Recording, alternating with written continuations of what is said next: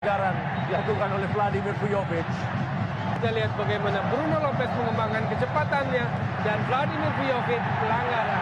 Oh, ternyata Vlad harus mandi lebih cepat dibandingkan dengan rekan-rekannya, mendapatkan kartu merah dari wasit Evanson Roberts. Kita lihat setelah pelanggaran dengan Bruno Lopez kartu kuning, lalu kita melihat bahwa Vladimir Vujovic terus melakukan protes dan akhirnya oleh Vladimir Vujovic menjadi pemain kedua Persib Bandung yang menerima kartu merah setelah Febri Haryadi tiba Balikpapan.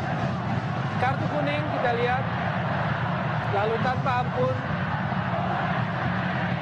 Ya, memang ini sudah mengembangkan kecepatannya Bruno Lopez. Ini kehilangan posisi seorang Vladimir Vujovic. Tapi protesnya lah yang membuat Vujovic mendapatkan kartu merah.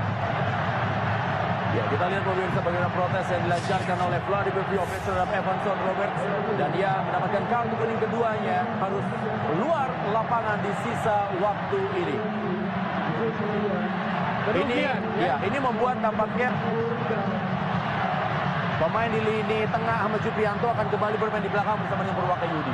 Iya, ini kerugian yang berlipat bagi Persib Bandung.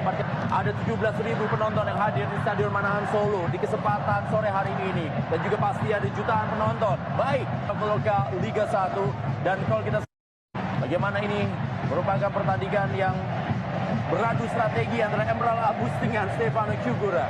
Tampaknya sulit atau tidak bisa ditahan oleh Vladimir Vujovic saat melakukan pelanggaran, lalu dia terus melakukan protes akhirnya tanpa ampun. Ini yang kemudian di luar perkiraan Vladimir Vujovic. Ketika setelah mendapatkan kartu kuning akhirnya mendapatkan kartu merah.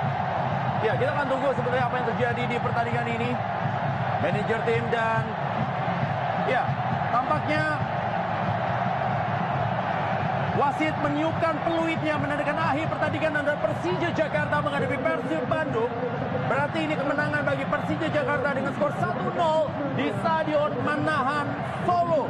Dalam sebuah drama yang terjadi, drama adu gengsi antara Macan Kemayoran menghadapi Maung Bandung di pekan ke-33 dari Gojek Travelog.